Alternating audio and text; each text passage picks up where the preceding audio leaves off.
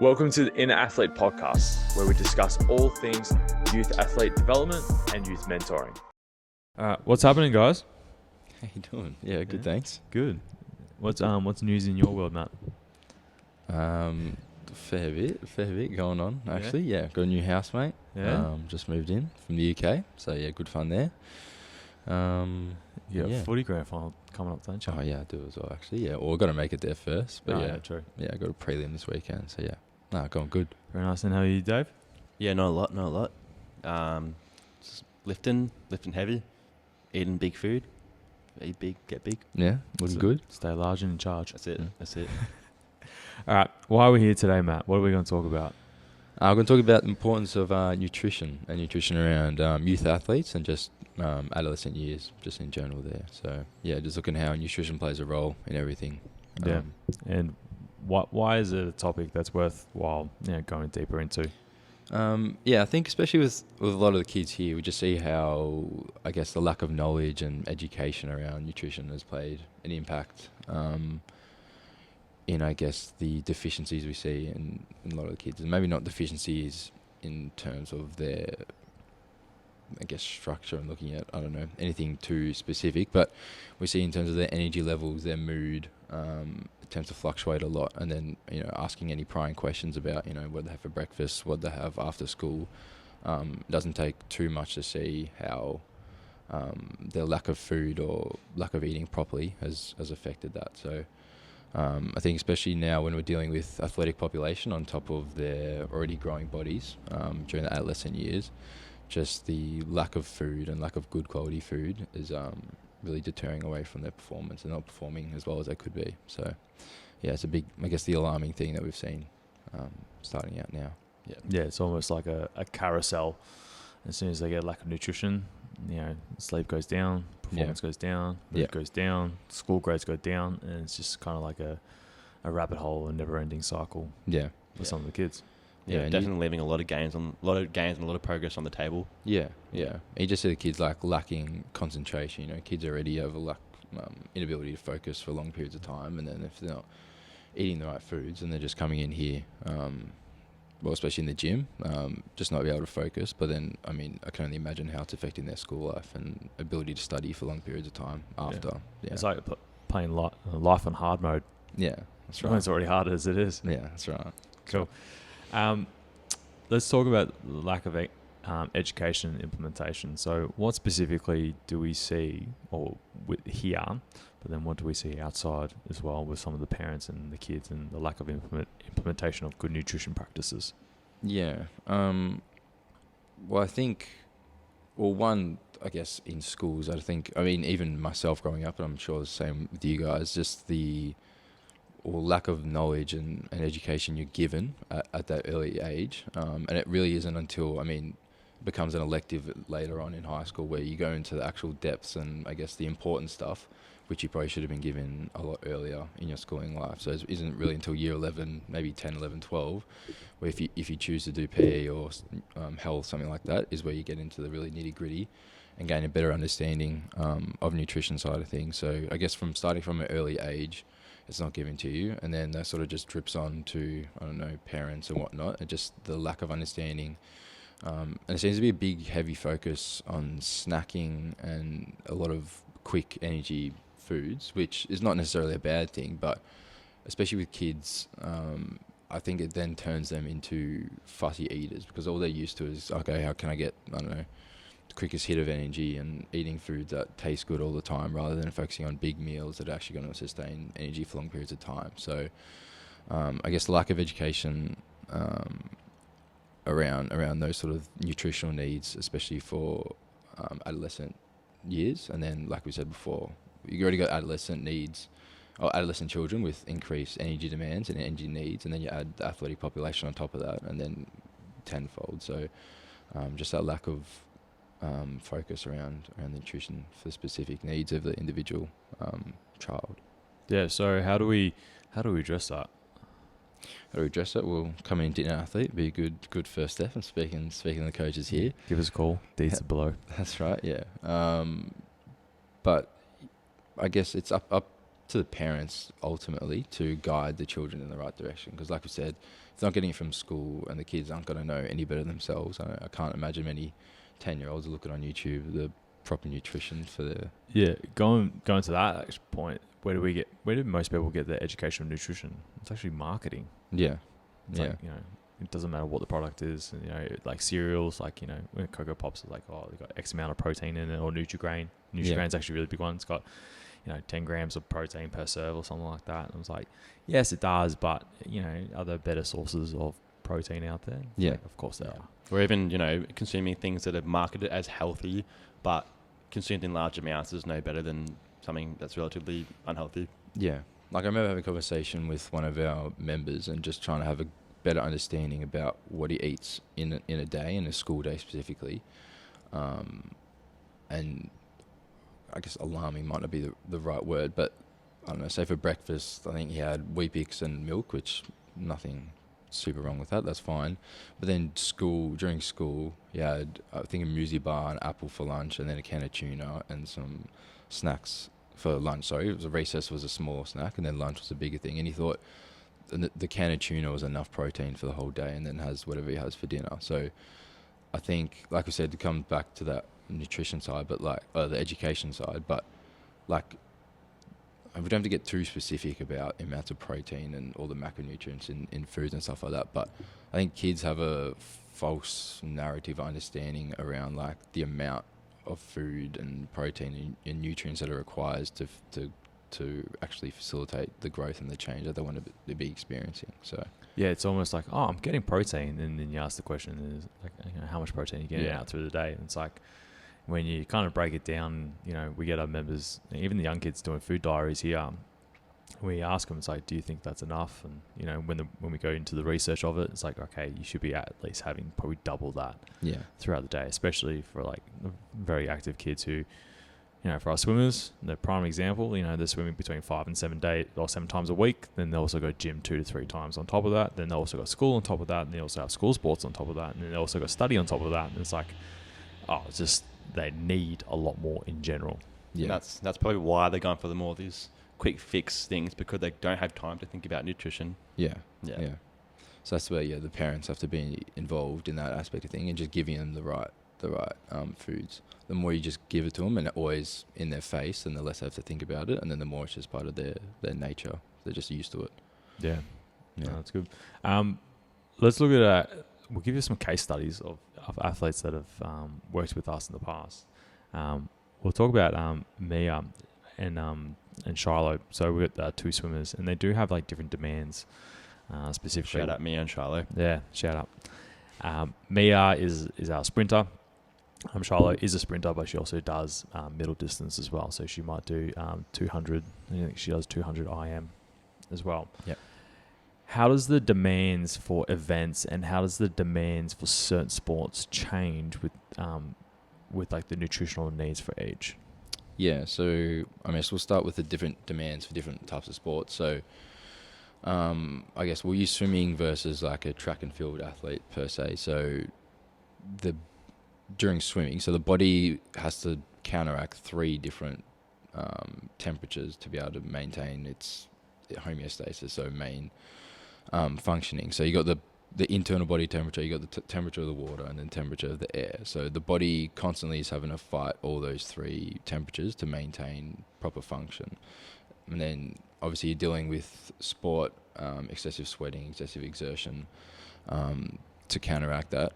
And then if you think about a whole swimming meet, they're going in the water to warm up for X amount of time, coming out, having to cool down. Most of the time when you get out of the pool, you're shivering, so you're already burning more calories there. Then you got to cool down, stay relatively neutral, warm up again, race, come back out, come back down. And you're doing that for, 6 hours or 2-3 days over a full weekend. Yeah, over a split day. Yeah. So the energy demands there is obviously rapidly increased compared to, say, a field athlete. So you say the same type of event, same individual events in a track and field. So say you're doing a sprinter, they're, I guess, better able to regulate their own body temperature and their own environments compared to that swimmer. So the swimmer, there in that instance is going to have to consume a lot more food during the day and the days before to be able to best perform on the day versus someone who can probably get away with not having to consume as much food. They're both sprinters in this situation, so sprinting in track and field, sprinting in a runner, but just the demands of their sport and the actual environment that they're in plays a massive difference in the type of food that they are going to have to be eating and the amount of food. Yeah, that's actually really good. I think the swimming thing is a really big one. I think it's just not known. Yeah. It's like you don't know what you don't know in Yeah. this case. And obviously that swimmers will burn through a lot of calories, the amount of hours they put into the pool, like obviously going in and out on a regular basis. But then with kind of the athletes that we're working with at the moment with Mia, especially with the nutritional needs, I remember when I was working with her initially, she would eat a lot of like beige looking foods as a result. And I started to really educate her on the amount of protein that she was consuming.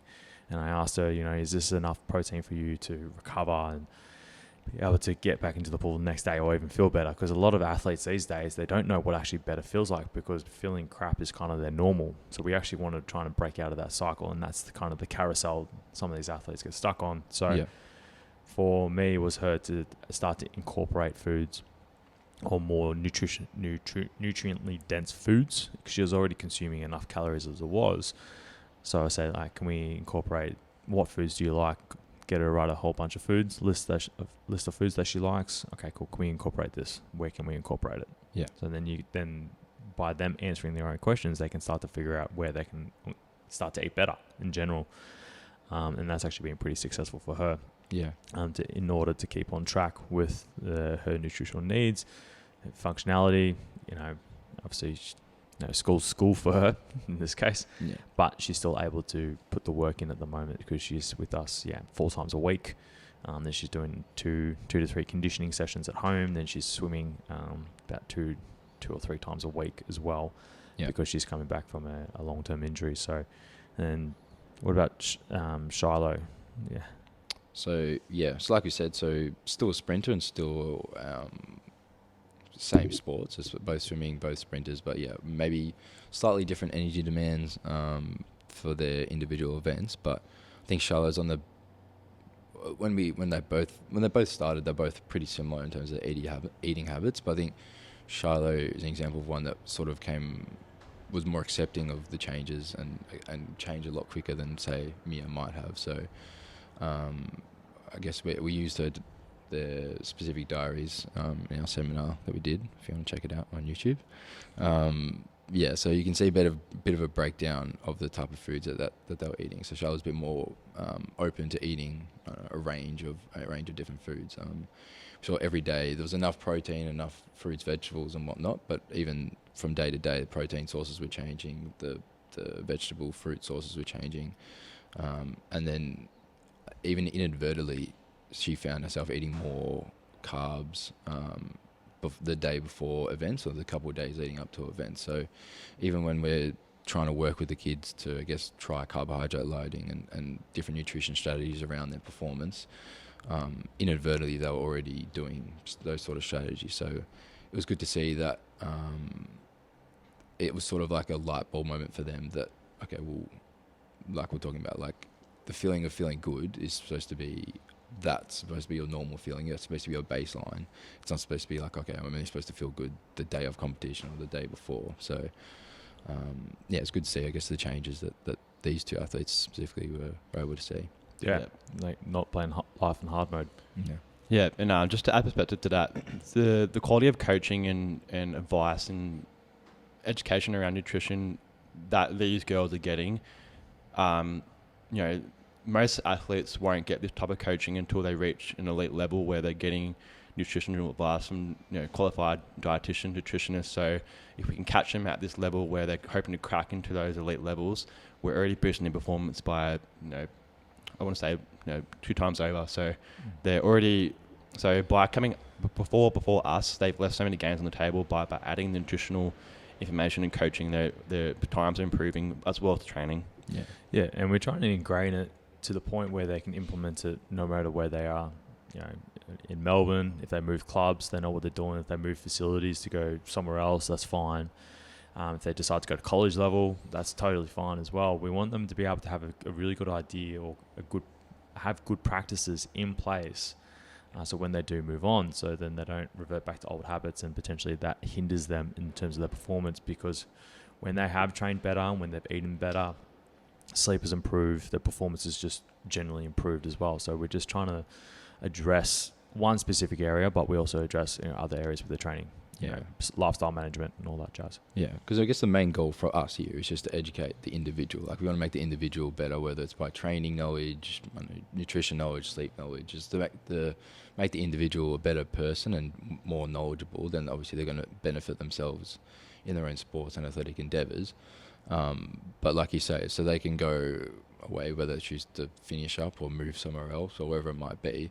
But that's, I guess, the big goal for us is I guess, educating that individual, so then they can make the on-the-fly changes that they might need to, or they can look at themselves and be like, I felt crappy today. Why did I feel crappy? Didn't eat well, didn't sleep well. So then they can make their own changes on race day, game day, or training day to day. So by in educating that individual, they're able to make the changes themselves. Yeah, the last thing I want to talk about is, and this does not get brushed on enough, is I guess let's look at the demands of school, assessments, exams, relationships in terms of nutrition needs and changes, because I'll let you hash on it first, Matt, and then I'll chime in after.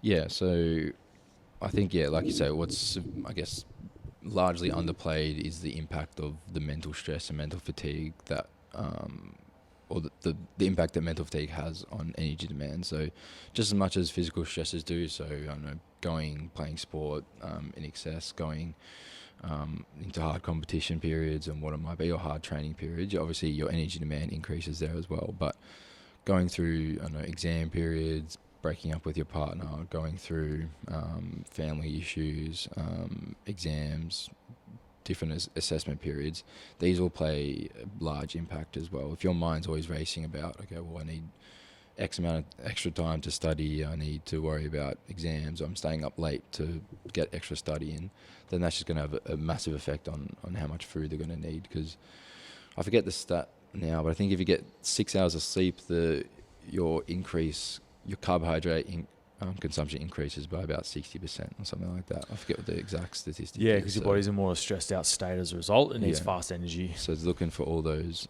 quick fixes that it can need. So these all interplay into the feelings that the children are feeling in day-to-day school.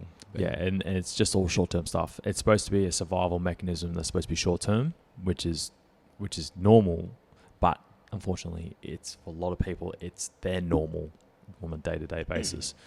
So that's why we want to practice good nutrition, bring them in more of a rest and restore, relaxed state. Yeah. So then they can actually eat better foods and the digestion system is working, all that jazz. Everything's just functioning as it should. Yeah.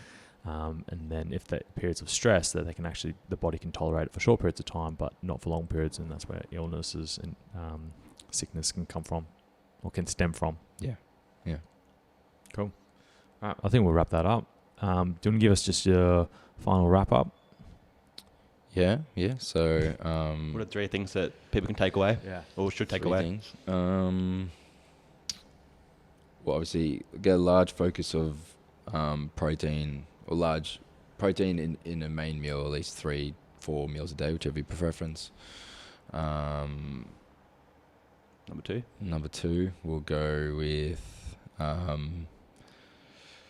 I guess from the parent side of things, just looking at educating themselves, or looking for a source to find some information about proper nutrition for their own individual athlete. And then number 3, I guess looking at your own circumstances, whether it's your own sport, position in life, or period and during your school, and just assessing the sort of demands or increased demands that you might be experiencing, or regression in demand. So if you've got easier period, you don't have to eat as much food either.